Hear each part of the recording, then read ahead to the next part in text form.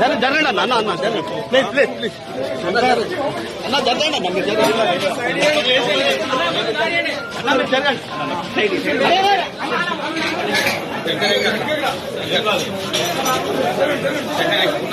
చెప్పండి అందరికి ఏం కాదు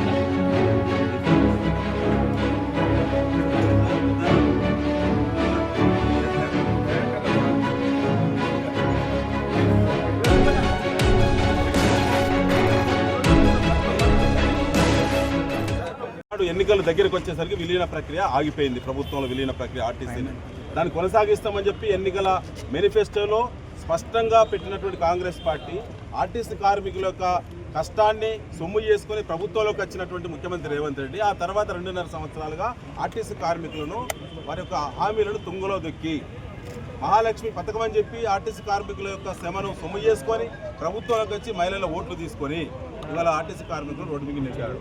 2.5 సంవత్సరాలు అవుతుంది. ప్రజాస్వామ్య పద్ధతిలో చేయాల్సినటువంటి అన్ని రకాల రిప్రజెంటేషన్ మొత్తం కూడా చేస్తారు.